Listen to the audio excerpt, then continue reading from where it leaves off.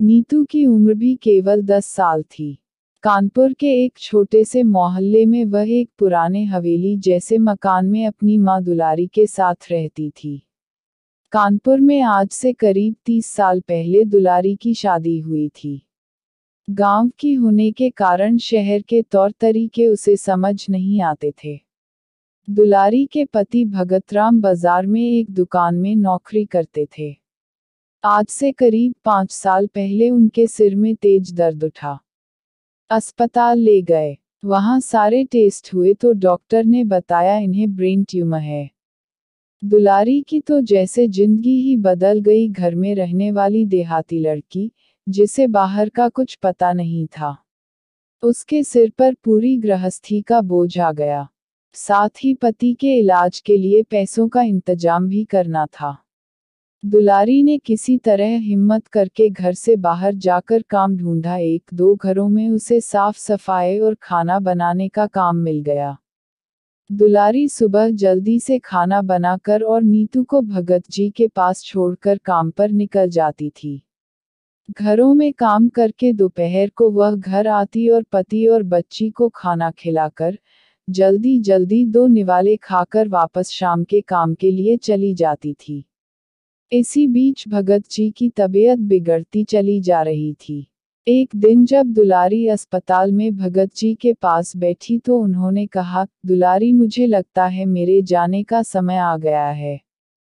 तू नीतू का ध्यान रखना और जिस हवेली में हम रहते हैं, वो मेरे पिताजी के नाम थी। कभी भी उसे मत छोड़ना। बहुत मजबूरी हो तभी मकान बेचने के बारे में सोचना। नीतू को उन्होंने बहुत प्यार किया। दुलारी बिना कुछ बोले बस रोए जा रही थी। अगले दिन सुबह भगत जी चल बसे। दुलारी को कुछ समझ नहीं आ रहा था। आस पड़ोस के कुछ लोगों ने उनका अंतिम संस्कार कराया। किसी तरह 13वीं की गई। 13वीं के 2 दिन बाद ही भगत जी के रिश्तेदार मकान पर हिस्से का दावा करने लगे।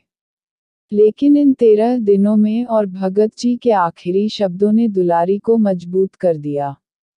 दुलारी सारी बात सुनकर सबके सामने आकर खड़ी हो गई और बोली, यह हवेली मेरे ससुर जी के नाम थी और मेरे पति उनके इकलौते बेटे थे।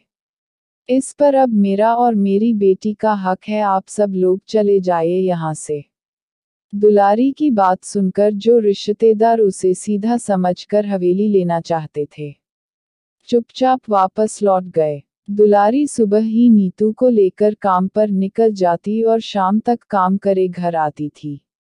वह सारी जिम्मेदारी संभाल रही थी। उसका एक ही मकसद रह गया था, नीतू को पढ़ा लिखाकर काबिल बनाना। कुछ दिन बाद दुलारी पैसे इकट्ठे करके नीतू का एक स्कूल में दाखिला करा दिया। धीरे धीरे समय बीत रहा था। आज नीतू 10 साल की हो गई थी। एक दिन दुलारी जब शाम को घर आई तो नीतू ने उससे कहा, मम्मी आज एक आदमी आया था। यह खत दे गया है। दुलारी ने कहा, बेटा जरा इसे पढ़कर सुना, मुझे तो पढ़ना नहीं आता है। नीतू ने लिफाफा खोला और बोली, अरे माँ ये तो इंग्लिश में है। इतनी इंग्लिश तो मैं भी नहीं जानती हूँ। दुलारी ने उससे खत ले लिया और अपने पास संभाल कर रख लिया। अगले दिन वह जिस घर में काम करती थी, उसकी मालकिन से खत पढ़वाया। उन्होंने बताया कि तुम्हारी हवेली बहुत पुरानी है। सरकार वहां उसे एक स्मारक बनाना चाहती है। यह सुनकर दुलारी के होश उड़ गए। नहीं नहीं मालकिन, आप इसका जवाब लिख दो। हमें नहीं बेचना अपना घर, हम कहाँ जाएंगे। यह सुनकर उसकी मालकिन ने कहा, दुलारी चिंता मत करो, मैं इसके बारे में पता करूंगी, लेकिन जहां तक मुझे पता है, तुम्हें इसके बदले में सरकार बहुत सारा पैसा देगी। दुलारी ने कहा, मालकिन हम पैसा लेकर क्या करेंगे, हमारा गुजारा तो हो ही जाता है। मालकिन ने उससे कहा, अच्छा 1-2 दिन रुक जा, मैं सब पता करके बताती हूँ।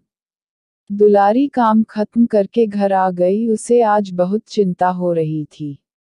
न जाने सरकार कब उसका घर छीन ले। वह कहाँ जाएगी, नीतू का क्या होगा। 2 दिन में दुलारी बहुत परेशान हो गई। 2 दिन बाद उसकी मालकिन ने बताया, दुलारी तेरी तो किस्मत खुल गई। जानती है इस घर के बदले तुझे करोड़ों रुपये मिलेंगे। इससे तू हमारे से भी बड़ा घर ले सकती है। उसके बाद भी इतना पैसा बचेगा कि तुझे कभी काम करने की जरूरत नहीं पड़ेगी। दुलारी को कुछ समझ नहीं आया। उसकी मालकिन बहुत अच्छी थी। उन्होंने सारा काम करवा दिया। दुलारी को बहुत सा पैसा मिला। उसने अपनी मालकिन की मदद से एक घर भी ले लिया। बाकी पैसे उन्होंने बैंक में जमा करवा दिए, जिसका हर महीने ब्याज आता था। दुलारी का सारा काम पूरा हो गया। वह अब अपने नए घर में पहुंच गई। एक दिन वह भगत जी की फोटो के सामने खड़े होकर रो रही थी।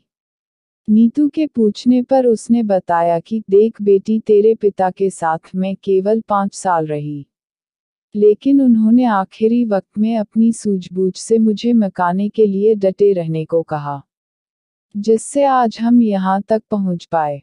अपने आखिरी समय में भी उन्होंने केवल हमारे बारे में सोचा। उस समय मैं कुछ नहीं जानती थी। हमारी हवेली पर तो रिश्तेदार ही कब्जा कर लेते। यह सुनकर नीतू की आंखों से भी आंसू बहने लगे। वो बोली, काश आज पापा जिंदा होते तो कितने खुश होते। यह सुनकर दुलारी ने कहा, बेटी वो तो अपना काम कर गए। मैंने भी उनका कहना मानकर हवेली को बचा लिया। बस अब उनकी एक और आखिरी इच्छा थी, वो तुझे पूरी करनी है। वे चाहते थे कि उनकी बेटी बहुत लायक बन जाए। नीतू ने कहा, माँ तुम चिंता मत करो, मैं एक दिन जरूर पापा का नाम रोशन करूंगी। दुलारी अब भी सभी घरों में काम करती थी। उसने नीतू का दाखिला एक बड़े स्कूल में करा दिया और अच्छी सी ट्यूशन भी लगवा दी थी। नीतू पढ़ाई करते हुए एक दिन आईएएस ऑफिसर बन गई। वह उस दिन घर आई और बोली, माँ देखो पापा का सपना पूरा हो गया। तुम्हारी बेटी कलेक्टर बन गई। माँ अब तुम्हें काम पर जाने की कोई जरूरत नहीं है, अब आप आराम करो। वैसे भी हमारे पास पैसे की कोई कमी नहीं है। दुलारी बहुत खुश हुई, बेटी आज तूने अपने पिता की आखिरी इच्छा भी पूरी कर दी।